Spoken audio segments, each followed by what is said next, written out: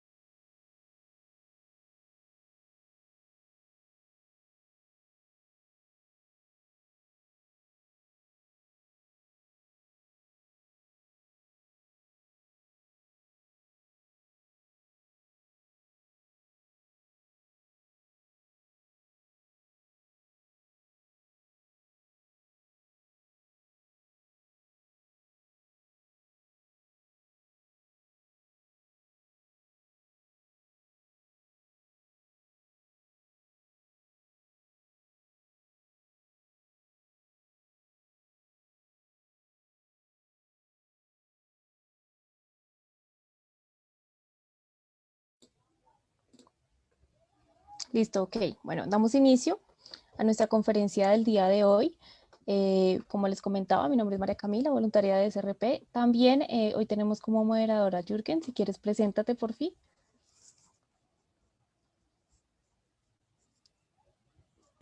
Vale, mi nombre es Jürgen Guerra y junto con María hemos venido coordinando unos bonitos eventos. El día de ayer empezamos con todo esto y durante todo el mes vamos a tener eventos súper interesantes con temas bastante interesantes en general para la ciencia de datos. De momento, ahorita tenemos que presentarles al ponente que va a dictar el taller del día de hoy. Él es licenciado en Economía, es Flavio Valerio Rocangliolo, y pues él nos va a dictar un taller acerca de la introducción a Python, de cómo fue que, y justamente antes de que empezáramos inclusive la transmisión, estábamos comentándonos cómo fue que se introdujo a Python y todas las ventajas que tiene, y ya probablemente durante el taller las va a mencionar. Algunas cuestiones sobre nosotros. Creo que es importante que entendamos que todos estos eventos que estamos organizando los realizamos principalmente con el afán de poder descentralizar y democratizar los conocimientos de ciencia de datos. Creo que en general esta clase, en específica esta rama, es como algo que pues no está al acceso de todas las personas o en muchos casos es casi, o es muy difícil que tú puedas como convertirte en una persona de ciencia de datos si es que no tienes los medios posibles. Entonces creo que es dentro de los objetivos de DSRP que DSRP persigue, que nosotros queremos como tener muchos eventos de una excelente calidad y que estén al acceso de todas las personas gratuitamente. Dentro de los, digamos, siguientes eventos, también tenemos como una visión clara de que queremos generar impacto en la sociedad, no solo, digamos, en la creación de profesionales muy bien formados a través de los talleres y probablemente semilleros y otros tipos de actividades que promueve SRP, sino también a través de que estas personas que al fin y al cabo tienen el conocimiento, pues lo puedan poner al servicio de la comunidad, creando o generando proyectos de impacto que hagan que las personas tengan una mejor calidad de vida aprovechando esta clase de datos. ¿Ok? Entonces, con esta breve introducción, creo que ya podemos empezar el taller como tal. Les suplicaría, eso sí, que durante, digamos, el taller mantengan apagadas sus cámaras y mantengan apagados sus micrófonos. Y pues nada, cualquier pregunta que tengan la pueden poner en el chat. El ponente probablemente las vaya respondiendo y en caso no las responda durante el taller, vamos a tener al final como un pequeño tiempo para que pueda responderlas. ¿Ok?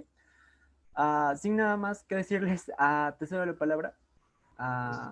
¿Estás? Flavio. Estoy acá, estoy acá. Disculpa, ¿no puedo compartir mi pantalla? Sí, ahorita te doy los permisos para que Ah, puedas compartirla, no te preocupes. dale. A ver. Vale, ahora sí Ah, puedes compartirla. Voy a dejar de compartir mi pantalla, ¿ok? sí, a ver, un segundo. Voy a compartir la mía. Notebook. Ya está, ¿se ve el notebook o no? Sí, está bien. Ya listo, chicos. Yo les voy a hablar un poco de Python en introducción. Primero vamos a hablar de qué cosa es Python.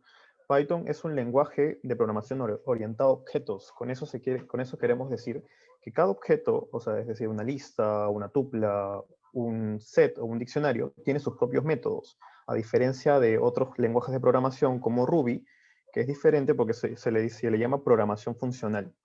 En este caso yo les voy a hablar rápidamente, porque en verdad es un tema súper amplio, pero voy a hablar un poco de lo básico de cada uno.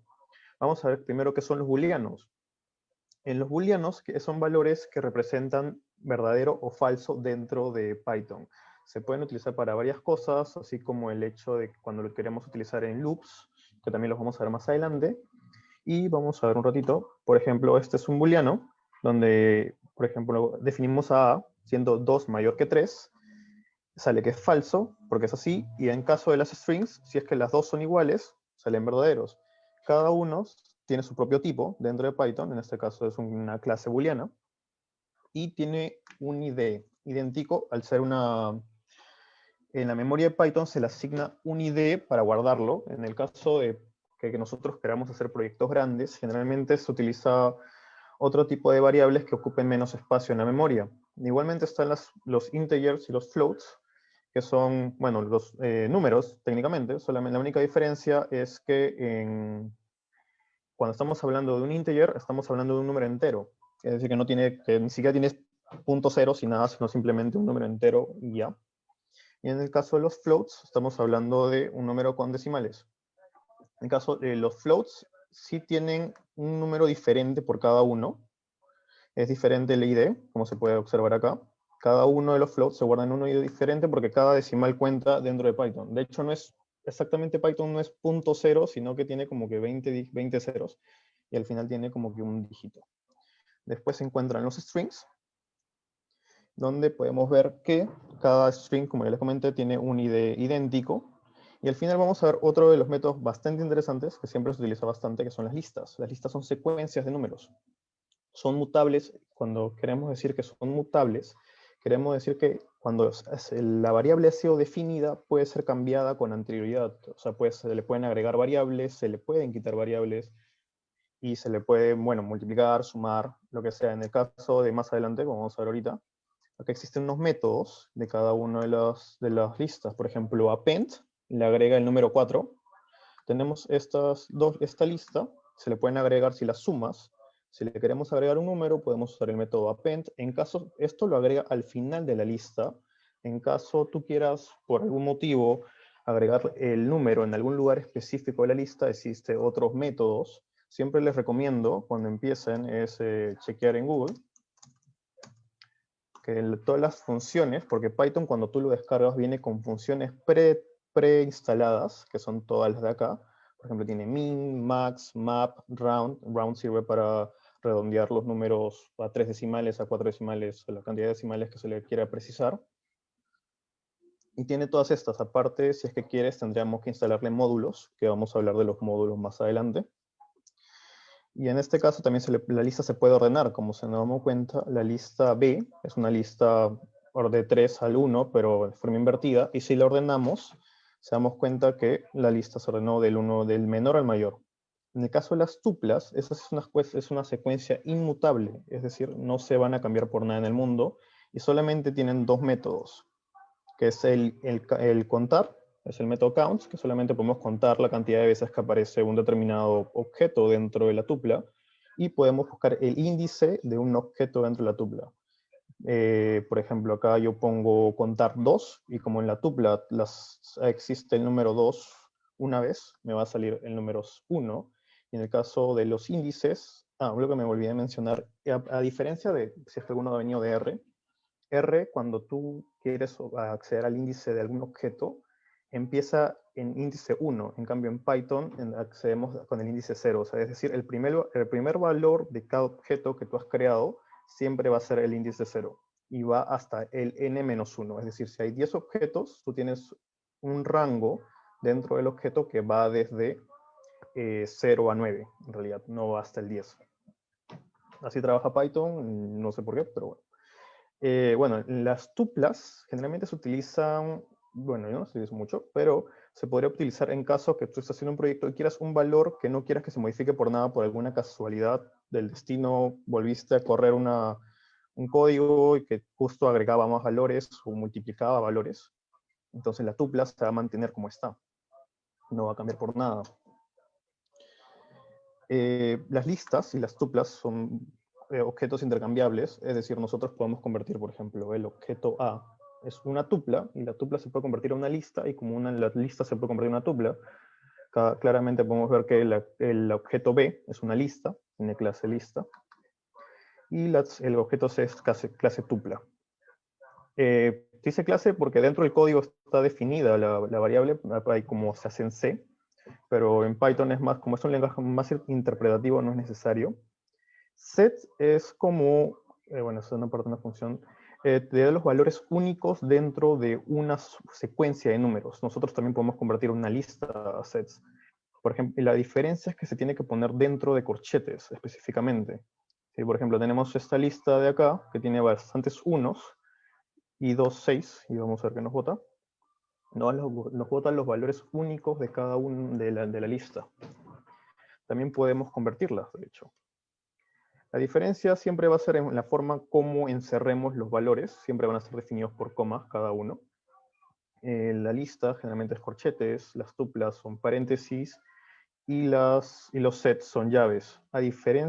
Aparte de los sets, también hay algo que lleva llaves, que son los diccionarios, que cada uno tiene un key, que es como en SQL el key debe ser único por cada uno de los pares. Este se le llama key y este se le llama value. Cada key debe ser único y los values pueden ser varios, los que quieran. Vamos a ver, aquí está. Dice clase diccionario. Si queremos acceder a los ítems, a los keys de cada uno, si tú tienes una base de datos que está trabajada mediante diccionarios, si tú quieres ver cuáles son los keys para acceder después, simplemente vemos que son todos estos. Y si yo quiero, por ejemplo, acceder a los programas dentro del diccionario, tenemos que son economías y otros. Y si nosotros queremos asignar más variables, tenemos que volver a asignar todos los values dentro de una lista, de un diccionario. Por ejemplo, aquí ponemos programas y ahora todo lo que teníamos anteriormente se ha ampliado. También hay otra más. Vamos a ver. Items. Y podemos ver cada uno, o sea, podemos ver la lista entera, el key y el valor, el key y el valor por cada uno independientemente. Después, algunos comandos básicos dentro de Python son la indexación, que les expliqué hace un rato, pero lo vamos a hacer un poco más a detalle, el rango, el length y el input. Creo que también tengo unos más por acá, no estoy seguro. Por ejemplo, vamos a crear una lista con todos estos, con todos los elementos de acá, y como les expliqué, si nosotros usamos el método index, que es un método propio de las listas, nos da el índice de lo que escribimos acá. En este caso puede haber escrito el número, o puede haber escrito 2, y me iba a dar el índice. Al ser el primer valor, me da el índice 0, como ya les dije, empieza en ese. Cuando nosotros queremos hacer un slice, es decir, agarrar un rango de objetos dentro de las listas, siempre va a ser desde 0 hasta n-1. Por ejemplo, el primero me tiene que retornar solamente el de acá, me tiene que retornar Python y so cool. El otro me tiene que retornar hasta right. Este de aquí me tiene que retornar desde el primero, desde right hasta el final, porque siempre se separan el rango entre dos puntos. Y si ponemos solamente los 2 puntos, Python asume que estamos hablando desde el 0 hasta el 2. En este caso, hasta el 2, ¿exacto? Claro, sí está en 2. En este caso, si es que nosotros, Python también trabaja con índices negativos, es decir, que el último valor de la lista o del objeto, así como es 0, puede ser -1. En este caso, nosotros nos vamos desde 1, que es el término de acá, y hasta -2, que este sería -1 y este sería -2, pero como no lo incluye, nos vamos solamente hasta acá. Es algo contraintuitivo, es medio tramposo a veces, pero ya con el tiempo se le va agarrando el truco. El término length solamente te retorna el número total de elementos o el largo, por así decirlo, de un determinado objeto. Como nosotros definimos el lista 1, el objeto tiene 5 elementos. Así que no debería retornar el número 5 técnicamente. Entonces, ¿sabe? El número total de elementos es 5. También existe, ahora vamos a hablar un poco del rango. Esto de aquí es un término un poco más avanzado, pero se le hizo unpacking, que utilizas un asterisco para sacar todos los elementos que están en ese determinado objeto, que en este caso sería un objeto rango, y lo convierte en un objeto lista. En este caso vamos a ver, cuando estamos hablando de un rango existen 3 términos.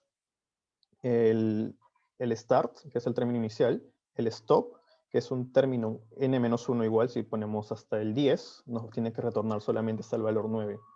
Y existe otro término que es el step, que va a ir de 2 en 2, por así decirlo. Por ejemplo, el primero nos tiene que retornar del 0 al 9, el segundo del 1 al 9, y el tercero del 1 al 9 igualmente, pero saltándose uno cada uno.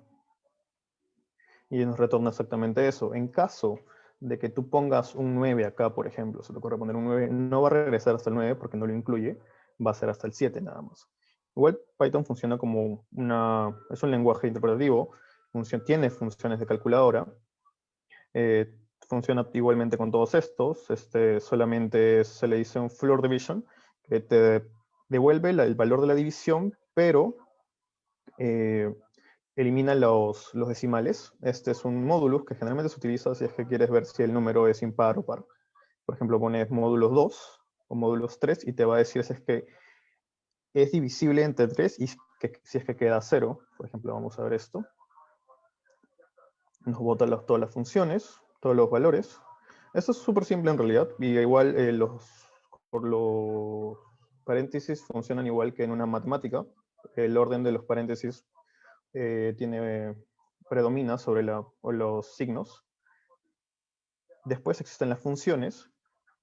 Nosotros, generalmente las funciones se hacen si es que tú tienes un proyecto y esa función la vas a usar bastante. Porque generalmente no es necesario. Al menos que sea algo que va a ser súper repetitivo y quieras que no tener que escribirlo todo de una vez. Siempre es recomendable comentar las funciones y hacer los nombres de las variables dentro de una función siempre separados con un guión bajo.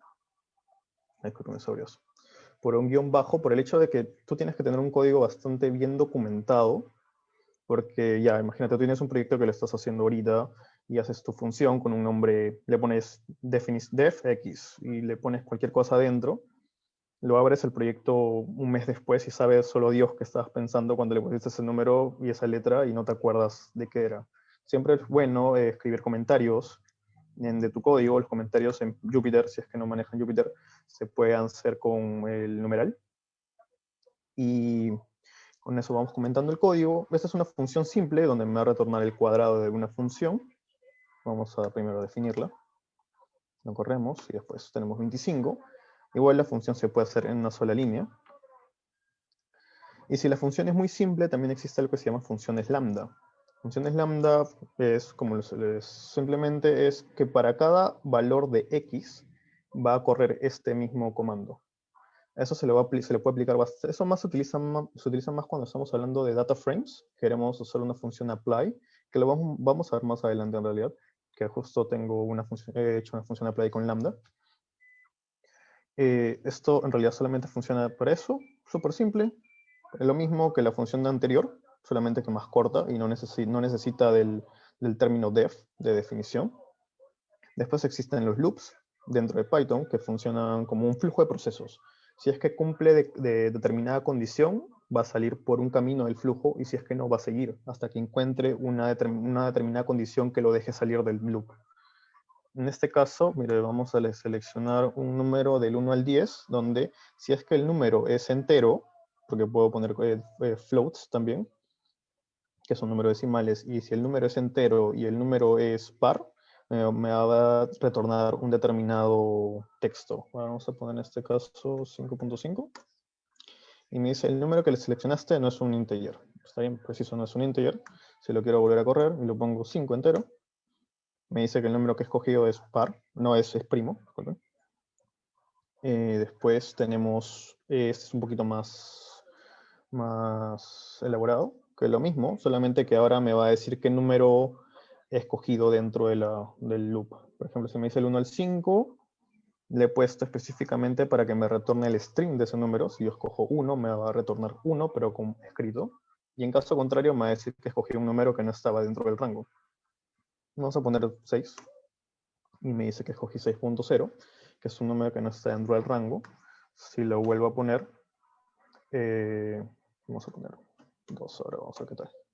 Ya, exacto. Yo, por ejemplo, a mí me gusta generalmente utilizar f-strings, que son estas partes del print, donde tú pones una f al inicio y el valor que tú quieras poner dentro del print se pone dentro de corchetes.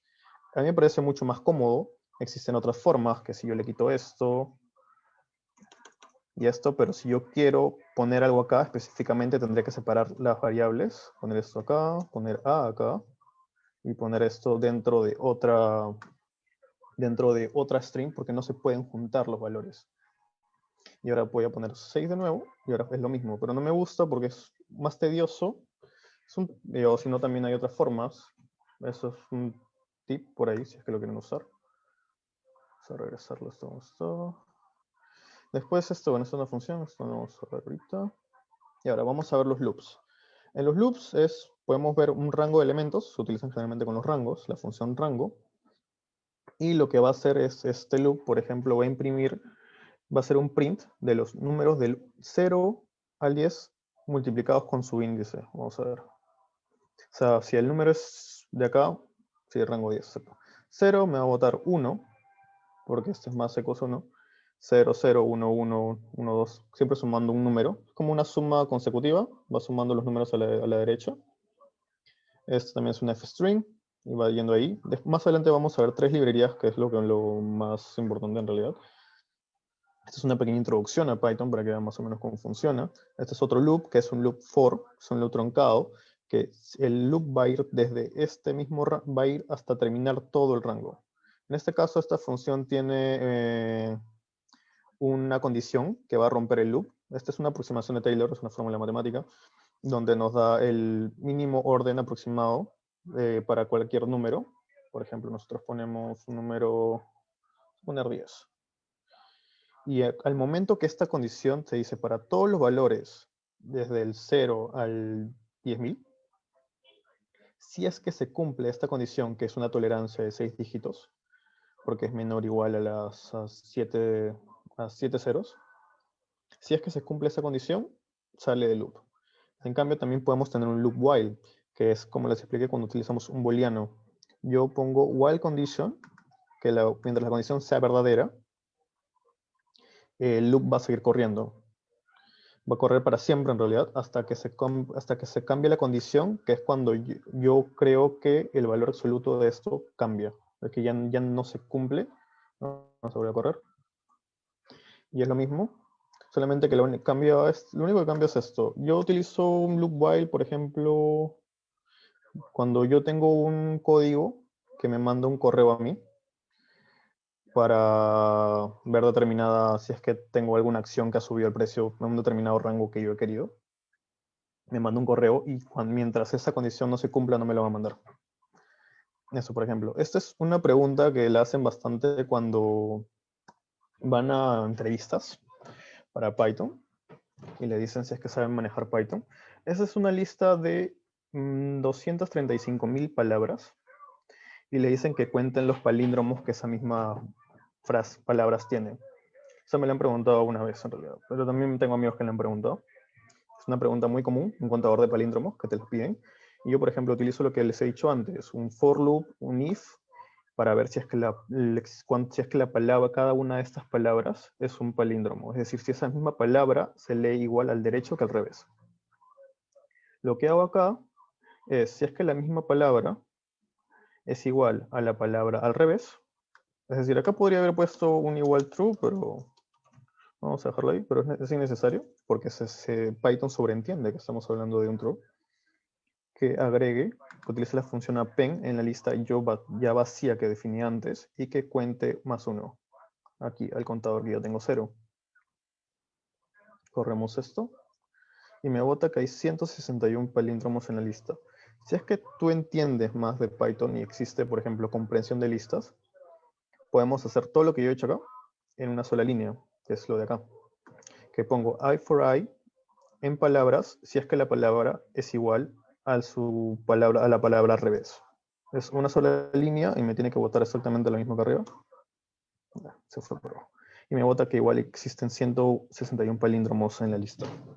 Entonces, de esa manera funciona Python. O sea, si mientras más lo entiendas, más corto puede ser tu código, pero mientras más corto puede ser tu código, quizás es menos entendible para otras personas que lo lean. Entonces, a veces tienes que tener cuidado si el proyecto es para ti o es para que otras personas lo entiendan. El punto sería mejor no hacerlo corto, sino hacerlo entendible. Las palabras bien explicadas, por ejemplo, yo le pongo los nombres de las variables en términos que se entiendan, palíndromo, contador, cuenta, y así para que cuando otra persona lea lo que estás haciendo, lo entiendan bastante y anotarlo siempre que se pueda. Ahora vamos a hablar de los módulos. Yo utilizo Anaconda por el hecho de que estoy usando Jupyter. Instalar Jupyter por tu cuenta es medio complicado. De hecho, hasta creo que te lo recomienda mismo cuando vas a la misma documentación de Jupyter que se instale por Anaconda. En el caso tengas con Anaconda, hables tu Anaconda prompt y simplemente instalas todo esto. Generalmente, ahorita creo que Anaconda está viniendo con Python 3.8 y a veces cuando tú quieres instalar un paquete, un módulo, que no está todavía adaptado para Anaconda, lo que simplemente puedes hacer es instalarlo con pip. No es que no lo acepte, porque sí lo acepta, solamente que el programa todavía no está adaptado para aceptarlo. Eso demora bastante. Ahora vamos a hablar de 3 librerías, que son NumPy, Pandas, que también está basada en NumPy, y Matplotlib, que es un programa, es un módulo generalmente para graficar. NumPy es un módulo que trabaja con vectores y matrices. Por ejemplo, este es un ejemplo anterior, esta es una lista simple, donde si yo quiero acceder a los valores de la lista, tengo que ir primero por niveles. Si es que yo quiero primero acceder al valor de arriba, pongo 0, porque trabajamos por columnas y filas. Esto es fila 0, fila 1, y esta es columna 1, y esta es columna 2. El 2 es columna 2. Entonces, si nosotros queremos hacer operaciones con las listas, generalmente en Python no lo entiende y lo que hace es multiplicar la lista. De lo que era la lista anterior la multiplica, o sea, tenemos el doble de la lista, entonces eso a veces no queremos. Lo que tenemos que hacer es convertir la lista a un array de NumPy, y cuando nosotros queremos ver, este es un tipo NumPy ND-array, es ND-array porque tiene n dimensiones. Cuando nosotros queremos multiplicar la lista, ahora sí multiplica cada uno de los valores independientemente. Igual como ya les expliqué, es filas columnas. Y nosotros podemos acceder a la misma forma, como les expliqué. Todos los valores, acá accedo, en el primer comando, accedo al primer valor de la fila 1. Es decir, accedo bueno, en este caso sí, aquí, al 2. En este caso, accedo a toda la primera fila. Y en el segundo accedo a toda la segunda fila. También podemos hacer algunas operaciones simples con NumPy, por ejemplo, la transpuesta de la misma matriz. Esta es la matriz inicial, la matriz A, y esta es la transpuesta de su matriz. También podemos aplicar producto de matrices. Vamos a ver algunos. Generalmente para hacer multiplicaciones en NumPy usamos el método npdot, que es una de las funciones dentro de NumPy. Este es un array, estamos creando unos arrays. Acá tenemos la matriz A, tenemos el vector B, multiplicamos A por M, y después multiplicamos B por A, y salen todos los productos como se espera. Si lo multiplicamos a mano, saldría esto, pero es mucho más rápido de esta manera. También podemos ver las dimensiones de la misma matriz. En el caso de la matriz A, que es la de acá, es una matriz de 2 por 2. 2 filas, 2 columnas. Shape, 2, 2. Exactamente. Después podemos transponer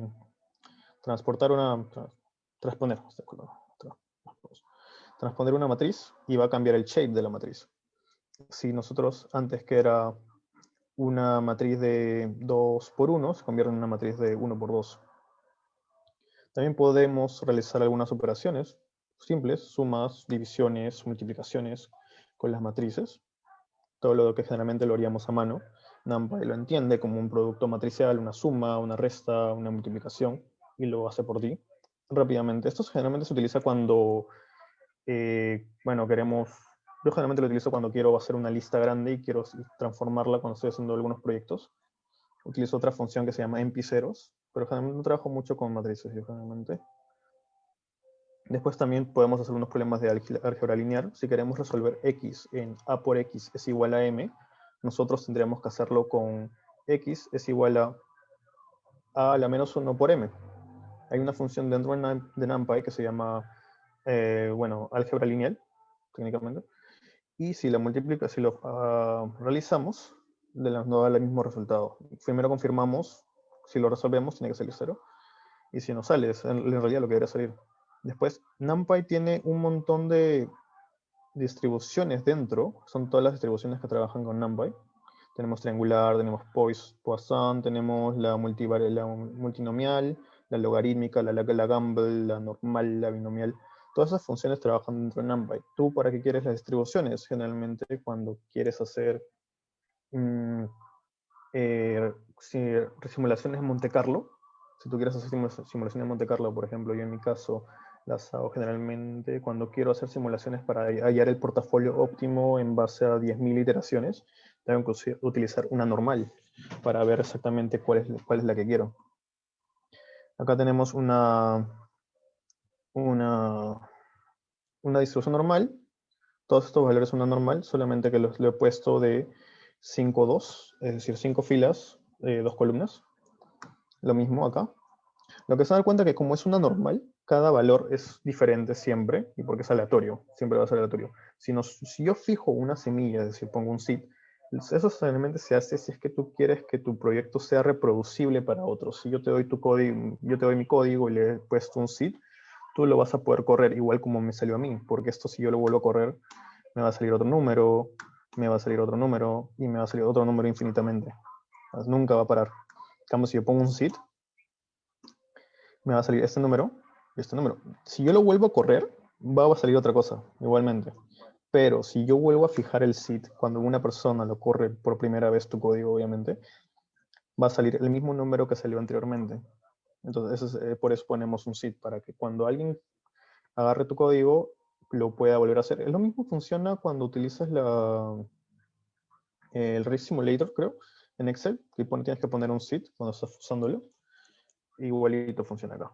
Después vamos a hacer unas distribuciones. La función normal realmente tiene 3, que es el tamaño, tiene la media y tiene la desviación. Si nosotros lo ponemos, esta es una normal, con una media 0 y una varianza 1. Después podemos crear una normal de nuevo, como le dije, el número de columnas, el número de filas. Y también podemos hacer un remuestreo, con y sin reemplazo. Si queremos un remuestreo, tenemos que escoger primero un número de columnas, y de filas nosotros podemos usar random choice, que escoge aleatoriamente lo que quieras, dentro de un número determinado de columnas y filas, y te dice ya, yo quiero este número de columnas y este número de filas. Y de aquí simplemente hacemos esto, y escogemos otro. Si queremos sin reemplazo, ponemos el reemplazo falso, y así ya no se volverá a repetir ninguna de las columnas como se repetía acá. Y son números individuales, solo lo coloco 2 veces. Y ya está. Bueno, como es súper rápido, es más o menos lo que puede hacer NumPy. En NumPy en realidad es un tema súper amplio, puedes hacer 1000 cosas con NumPy. Y ahora vamos a ver Pandas, que Pandas es una librería basada en NumPy principalmente, que trata para ver data frames o bases de datos.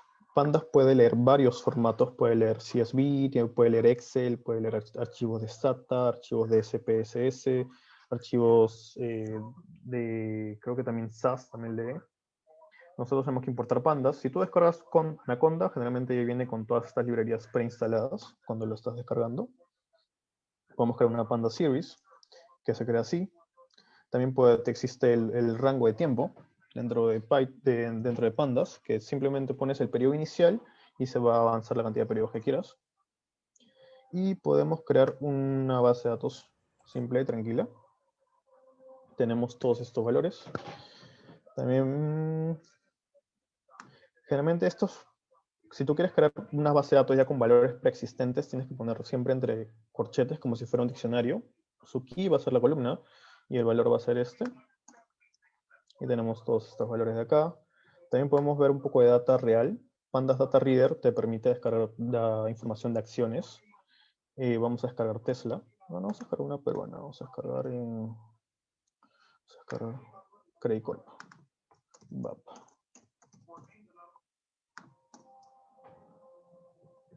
Ya está. Tengo todos los precios de cierre, de apertura, el volumen y el precio de cierre ajustado de Credit Corp desde 2015 hasta el día de hoy. Sí, hasta el 10 de octubre.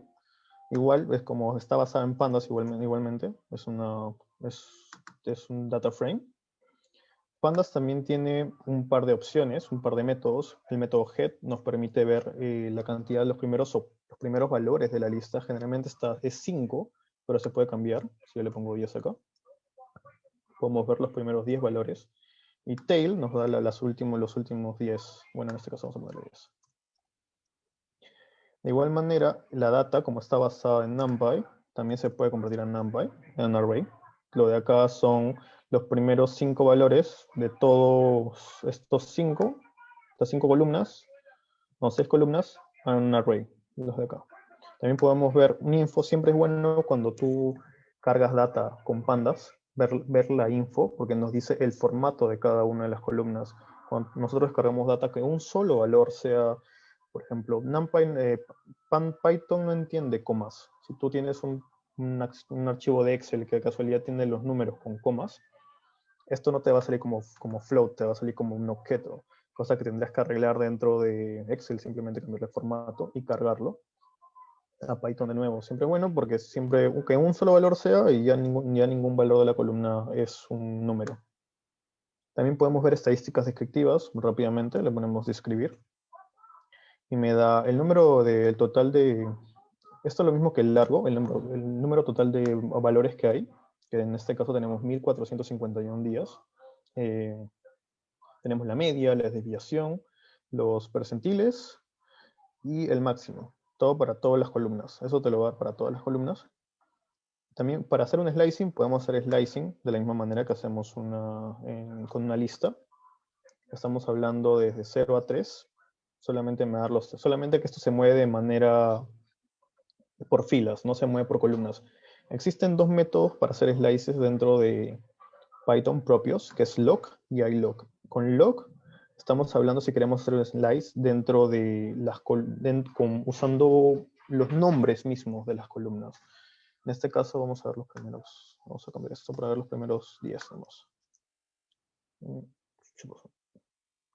estoy poniendo un número solo. No puedo porque estoy haciendo esto. Ahora sí, me olvidé. Ya. En este caso solamente estamos accediendo a todas las filas, porque cuando estoy poniendo solamente los dobles puntos, estoy accediendo a todas las filas y quiero acceder solamente a 3 columnas, que es el precio de apertura, el precio de cierre y el precio de cierre ajustado, que es ajustado al volumen del día. Entonces solamente con eso lo hago. Si es que yo quiero acceder por el número de columnas, tendría que hacerlo con iLock, que es con index location, por así decirlo. Acá tengo el número 2, 3 y 5, que sería la columna, esta es la 0, la 1, la 2, la 3 y la columna 5, que es la just close. Así que estaría bien. Y no da lo mismo que arriba. Cada uno tiene su forma. Si yo, como ya le puse hace un rato, de casualidad, si yo le pongo un número, me va a botar un error diciendo que no acepta que sea con un número, porque cuando tú lo pones estás haciendo un índice solamente con fechas. De hecho, sí acepta que pongas fechas, si no me equivoco. 2020... Ah, no, pero si no existe, tendría que ver cuál existe. Ya hasta el 10. 2020. 1006. Debe existir. Si yo lo pongo con la misma fecha del índice, porque el índice es una fecha en este caso, sí me permite hacer un slice hasta esta fecha. Ahora sí no me va a botar ningún error. En el caso también podemos filtrar la data. Si es que yo quiero filtrar la data, donde el precio, primero le voy a mostrar cómo se ve esto, si es que yo lo pongo de esta manera. Si yo pongo data, donde data sea mayor a 50, lo que me va a devolver son valores verdaderos o falsos. Vamos a cambiarlo porque es un precio bastante bajo. 130. me va a botar valores booleanos, como les expliqué antes. Pero si yo filtro la data, en vez de estar filtrando por columnas nada más, simplemente pongo esto. Y me va a filtrar la data, me va a dar solamente los valores donde la data, o sea, el precio de apertura sea mayor a 130. Y los demás los voy a eliminar. Y ya solamente tengo los valores donde es hasta el 130. Ya no, mi data ya no va hasta este día, hasta el día de hoy, solamente va hasta el mes pasado, que abrió hasta el precio de apertura fue 131. En los días que haya sido menor no me va a botar nada, absolutamente nada. Luego, también tiene unas otras funciones, por ejemplo, yo puedo poner la media, puedo sacar la media, puedo sacar la desviación estándar, puedo sacar la varianza. Como les expliqué antes, tiene la función apply. Justo acá yo hago una normalización de la data, por ejemplo. La normalización es, se resta cada valor con su mínimo y se divide entre su mínimo y su máximo. Lo que yo hago es, para cada uno, porque si yo pongo esto de acá, si yo accedo a las columnas de la data frame, me va a botar, no, F3 no existe, data.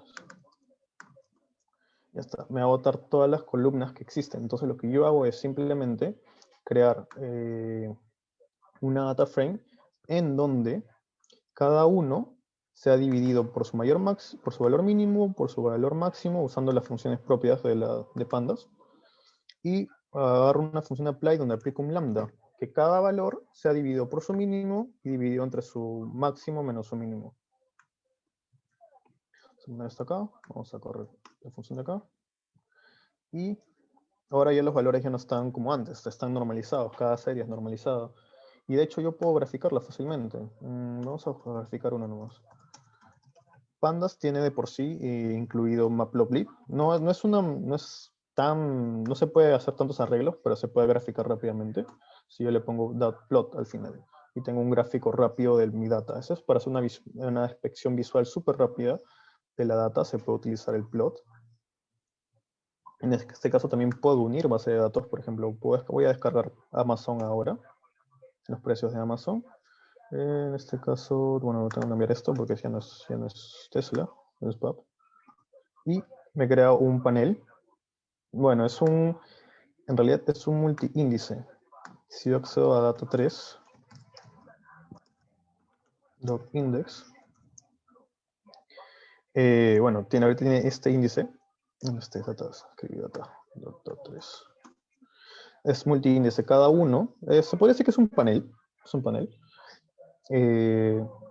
Cada uno tiene tiene su propio ticker aquí y tiene sus índices. Es como una tabla dinámica, prácticamente. También se puede hacer unir bases de datos de la misma manera que se hace con SQL. No sé si alguno de ustedes maneja SQL. Tenemos estas dos bases de datos donde tienen keys idénticos en cada una de las bases de datos.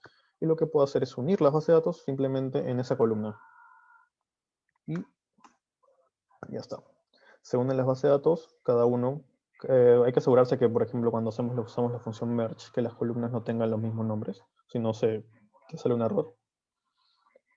Ahí podemos también agrupar. Esta es una base de datos con algunas variables de algunos países emergentes. Está Perú, está Chile, Colombia, México, Rusia, China también creo que está. Y si yo quiero agruparlos por país, para ver exactamente la media de cada uno, de cada una de las filas, algo así. Bueno, en este caso no hay que considerar esto porque está de más. Tengo la media de Brasil, de su PBI. El PBI no es en términos monetarios, es en crecimiento, variación año a año. La inflación también está en porcentajes, el precio de las casas es un índice, la tasa de interés es un porcentaje y este es el estrés financiero, es un índice también. Puedo acceder a la media, también puedo cambiar esto y ver la varianza. Me bota la varianza de esa misma manera, puedo ver el mínimo, de esa misma manera, puedo agruparlo. Eso solamente se utiliza si es que tienes alguna variable categórica para agruparlos. En este caso yo los he agrupado por país, que es una variable que se repite por cada uno. Si yo lo hubiera agrupado por periodo, en este caso sí hubiera funcionado, pero si hubieras tenido un rango como aquí, hubiera sido la misma cosa en realidad. De ahí, bueno, se les expliqué, puedo filtrar la data también. Por ejemplo, si yo me quiero quedar de este panel todos los valores de Perú, ya tengo todos los valores de Perú. Vamos a ver más. y también puedo graficarlos. Y esto no pasa nada, solamente es porque no piensa que es una advertencia, no necesariamente algo malo. Y acá tengo el PBI de Perú desde el 2005, esta es la crisis de 2008, hasta el 2019, creo que esto va hasta junio de 2019, sí, hasta junio de 2019. Está creciendo, como decíamos, hasta el 12% comparado al año pasado, y acá era negativo el crecimiento. Ahora vamos a hacer Matplotlib, que es una librería para graficar, como les expliqué. Matplotlib Inline se utiliza simplemente en los Jupyter Notebooks para graficar dentro del notebook. Utilizamos Pyplot, que es una parte de Matplotlib. Es general, siempre es una costumbre importarlo como PLT. Importamos, esto ya está, y vamos a graficar el seno de X y el menos seno de X en un gráfico. Ya. Subplots nos permite hacer varios gráficos consecutivos. Ahí les voy a explicar un poquito más adelante. Ahorita vamos a ponerlo aquí. Vamos a ver esto. PLT subplots. 2 por 2. Ya, así funciona. Cada gráfico tiene una limitación. Cada uno tiene para mejorarse. Puedes ponerle nombres, puedes ponerle labels. Las posibilidades para arreglar un gráfico en realidad acá en Matplotlib son infinitas. Lo malo de subplots, cuando utilizamos subplots, es que solamente puedes hacer figuras, por así decirlo, no puedes arreglar el tamaño de los gráficos individuales de cada uno.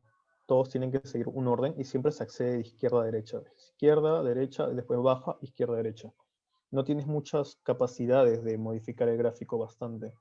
Como acá simplemente vamos a hacer un gráfico de una normal, cambiándole los bins, un histograma, que también se puede hacer en Matplotlib. En este caso usamos un número de columnas 2. Y tenemos, a ver, histograma. Y acá vamos a hacer un bins, que generalmente Python tiene una forma de calcular los bins, tiene una fórmula dentro de la programación que los calcula. Pero tú mismo puedes hacerlos si es que tienes un mejor criterio. Y tú pones, por ejemplo, yo quiero de 100 a 150, de 180 y que vaya avanzando así. Pero ves como el gráfico se ve mejor si es que Python lo hace solo. Hay otros casos donde si es que quieres segmentar la data, los bins diferentes, depende, bueno, también a tu criterio. Ahora vamos a graficar un ratito. Por ejemplo, este es un gráfico de... ¿Qué tengo acá? Ah, no, eso es esto. Me equivoqué, eso es lo que descargué antes. Ya. Vamos a hacer un gráfico. En Python también se pueden graficar 2 líneas de tiempo al mismo tiempo, pero con cada uno que tenga un eje diferente. Lo que hago yo acá es crear un subplot que tenga 1, 1, es decir, que sea una columna, y una fila, es decir, solamente un gráfico.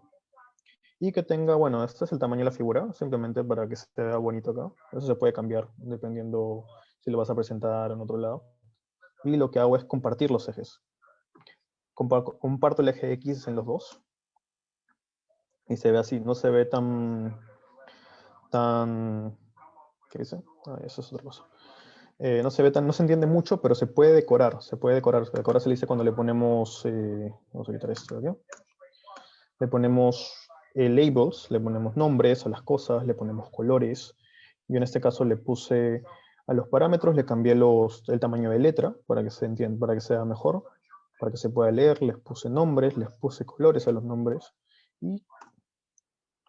Y también le puse un grid, que es esta parte de acá. El término alfa es el tamaño, qué tan opaco quieres que se vea. Si lo pongo 0.9 se va a ver bastante. Se ve un poquito más, se ve un poco más oscuro. Y así se puede hacer un gráfico doble. También se pueden hacer box plots, que es para ver la distribución de la data. En este caso el precio de Tesla, no, este es el precio de Credit Corp. No creo que. Antes lo tenía como Tesla. Se puede ver la distribución de la data. Generalmente esta es la mediana. Este es el rango del rango intercuartil, cada rango intercuartil, y los whisk, como se le dice. También podemos crear bar plots, donde por ejemplo ya es una data creada de las ventas mensuales de cada uno, y lo creamos un bar plot. Y también podemos hacer estilos dentro de de Python, o sea, es decir, solamente con un estilo temporal. Yo lo utilizo temporal porque si cambiamos el estilo, se va a cambiar para siempre. Todos los gráficos van a salir a partir de ese estilo. Entonces, para evitar eso, simplemente si yo quiero uno, lo hacemos así. Este es un pie chart, usamos el término explode para que se aleje un poco más. Si lo cambio a 0.5, se aleja bastante. Entonces, depende de lo que tú quieras. Realmente yo no hago mucho pie chart, pero sí, pues, me parece interesante ponerlo acá. También podemos cambiarlo por Seaborn. Voy a cambiar el gráfico. Se ve mejor. Es dependiendo cada uno cuáles quieras usar. De ahí podemos hacer gráficos combinados. Vamos a hacer esto. Este es un subplot donde tenemos 4. ¿Qué pasó acá? No es cierto, es 2 por 2. Qué raro. Creo que me equivoqué. Este es 2, este es 3.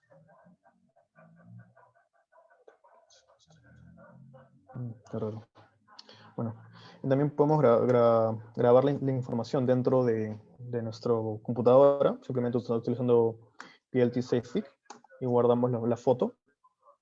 Está demorando. Y ya se guardó la foto en mi computadora. No la voy a mostrar porque no me acuerdo dónde está, cuál es el directorio que puse acá. Y existe otra opción aparte de los subplots, que son los subplots to grid, que nos permite a nosotros poner los gráficos como quieras en realidad, según tu imaginación. En este caso no sé por qué no salió ahora. No me sale ningún error. Ah, creo que es esto. No corrió esto. A ver. Se pone acá que tengo vacío. Data 10MA, 20. Sí, está todo. Todo. No sé por qué no sale. Bueno.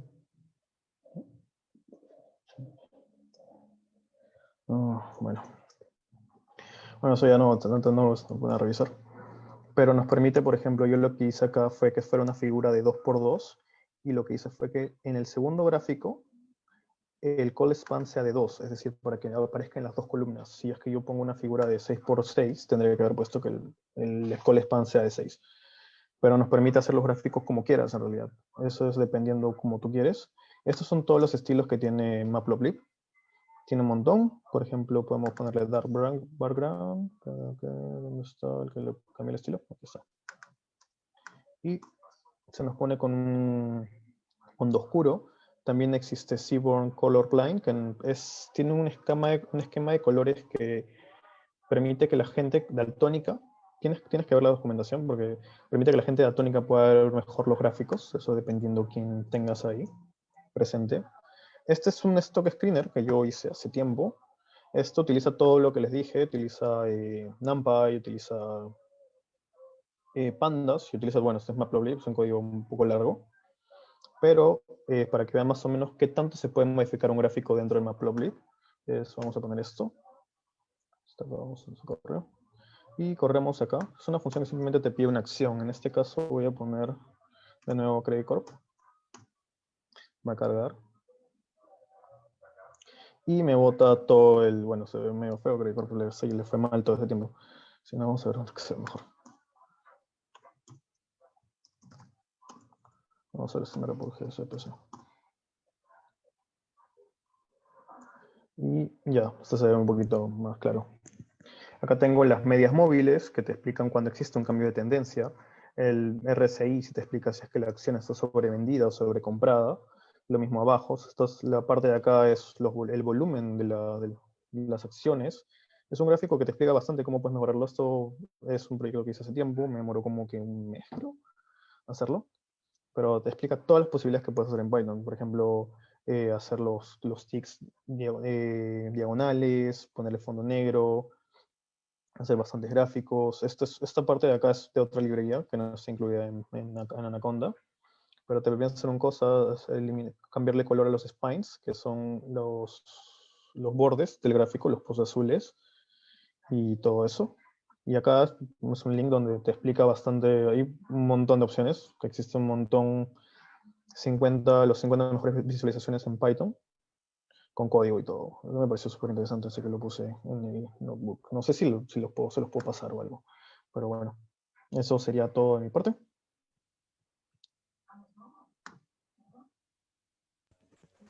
Muchas gracias por la presentación, Flavio. De momento he visto que en el chat no hay muchas preguntas. Tal vez al momento de animarlos a que tengan, si es que tienen alguna pregunta. Sí, chicos, si tienen una pregunta, bueno, en realidad solamente hablamos de lo básico, porque es una pequeña introducción a Python. Existen un montón de cosas que pueden hacer. Lo que yo les recomendaría es que vean bastante más NumPy, que es una librería que te permite hacer bastantes cosas. Bueno, espero que les haya parecido interesante. Traté de explicarlo mejor, porque en verdad eran un montón de temas más que se pueden haber hablado, pero esto más se entiende si te vas practicando en realidad. Pero si tienen alguna pregunta o algo interesante, normal, yo se la respondo. Igual, en caso tuvieran alguna pregunta, no sé si podrías dejar algún correo o alguna, tal vez, Ah, sí, repositorio de GitHub. bueno, me pueden buscar en LinkedIn. Lo Mm. tengo. Lo voy a ver acá. Dame un segundo. Pueden buscar en LinkedIn. No he utilizado, a veces lo respondo bastante. Acá tengo mi artículo sobre análisis de sentimiento, que a veces es un poco más avanzado en Python, que es utilizar analizar las noticias y ver exactamente cómo podemos mejorar el trading algorítmico en base a cualquier algoritmo, un algoritmo simple, yo utilizo en ese ejemplo, y ver cómo tienes mejores opciones de inversión en la bolsa con eso. Me pueden buscar ahí si es que quieren y preguntarme cualquier cosa, o si no, cuando quieran. Igual GitHub no utilizo mucho, recién lo estoy comenzando a utilizar. Pero bueno, si no tienen ninguna pregunta, creo que eso sería todo de mi parte. Espero que les haya parecido entretenido. Y ya. Ah, sí, respecto a la presentación ya nos la ha pasado y nosotros lo vamos a subir a nuestro repositorio de DSRP, así que lo pueden buscar por ahí. También lo vamos a publicar en nuestra página de Facebook, en caso quieran darle una chequeada al código, que está bastante interesante.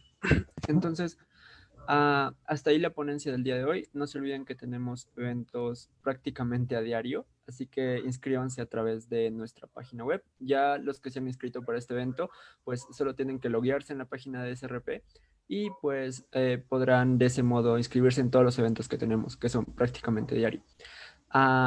Sin nada más que decirte, muchas gracias, Flavio, por la presentación. Esperemos contar también contigo para tal vez futuras experiencias. Y ya, muchas gracias Y a listo, todos por... vale, para finalizar, los que están preguntando por el contenido, por la presentación que nos hizo Flavio, está disponible también en nuestra web. Les vamos a